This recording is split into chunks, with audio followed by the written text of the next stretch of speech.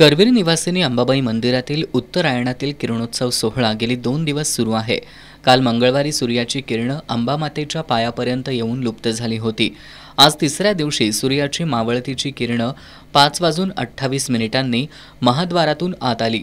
गरुड मंडप, कासव चौक, संगमरवरी पहिली पायरी असा प्रवास करत किरणांनी 6:14 देवीचा चरण स्पर्श केला।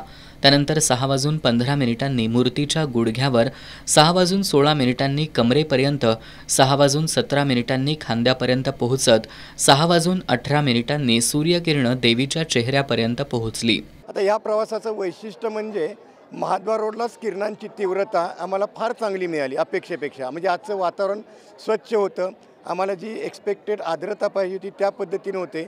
कुठल्याही धुळीकणांचा अडथळा आम्हाला जाणवला नाही।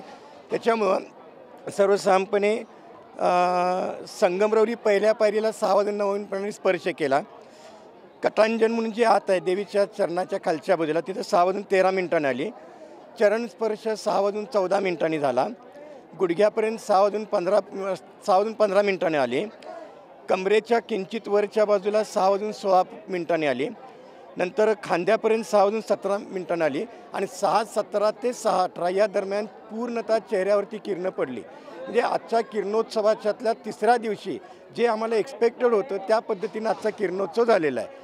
किरणोत्सवाचा अनोखा सोहळा अनुभवण्यासाठी स्थानिक भाविकांसह राज्याच्या विविध भागातून आलेल्या भाविकांनी मंदिरात आणि मंदिर परिसरात हजेरी लावली होती। मी जळगाव जिल्ह्यातून आलो। माझं गाव सावदा, सौरभ अनिल कासवेकर माझं नाव। मी किरणोत्सवाच्या दर्शनासाठी आलो अंबाबाईच्या। मन प्रसन्न झालं आणि अपेक्षेपेक्षाही छान दर्शन झालं। कधी वाटलं नव्हतं इतकं छान दर्शन आपल्याला होईल। किरणोत्सवानंतर भाविकांनी अंबा माता की जयचा गजर केला।